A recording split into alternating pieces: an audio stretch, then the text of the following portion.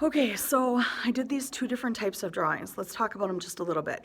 The first type of drawing is a very simple drawing, right? It's a hand, it's a simple outline.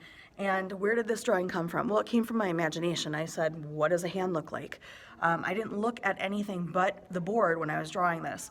So I know that the thumb needs to be a little shorter. I know that the wrist comes in a little bit more narrow. The middle finger is the longest finger, and there needs to be some space for a palm. Other than that, it's not very realistic. Even the lengths of the fingers are not that realistic because it came from my memory. My best memory of a hand is not going to get me very far. When I'm using my skills of observation, I'm able to draw a lot more realistically. And this blind contour drawing is helping us to be good observers. While it doesn't look super realistic because I was not looking at my drawing itself, it does help us to slow down, to notice all these little fine details. The wrinkles of the finger, the fingernails, how some of the fingers are tipped forward and coming out into space.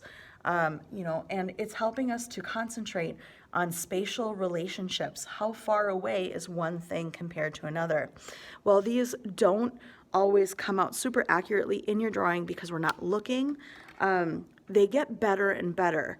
We use the language side of our brain, the left side, for all of our speaking, our listening, our reading, our writing, our texting, our understanding. The right side of our brain is used for observational drawing.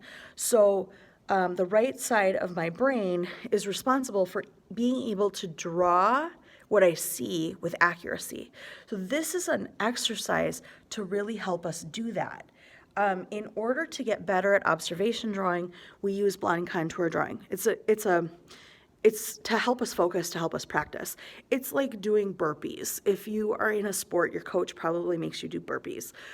It makes you stronger. It makes you able to jump higher, right? But you would never stop in the middle of a basketball game and start doing burpees in the middle of the court. That would be kind of silly.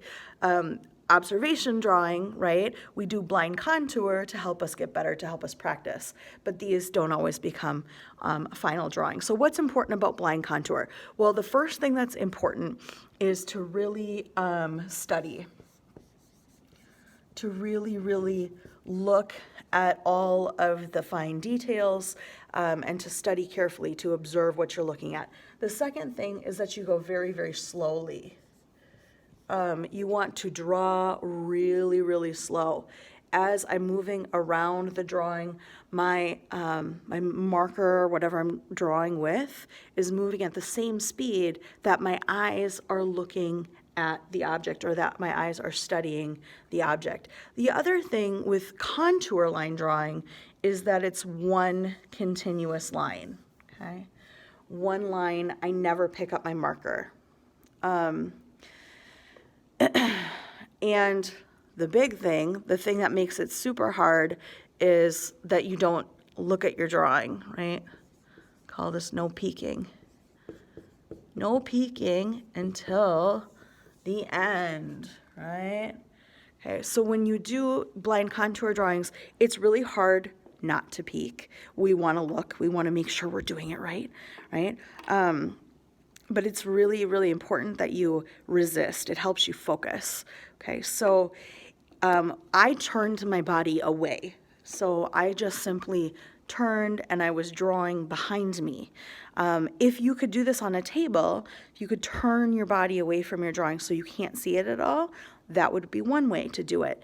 I know that it's really easy, though, to cheat. So I could put a folder up in between my line of sight and the paper so I can't see it.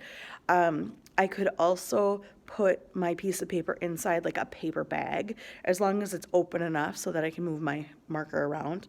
There's lots of different ways to help impede my vision. The only thing I want to be looking at is my hand or the object that I'm drawing.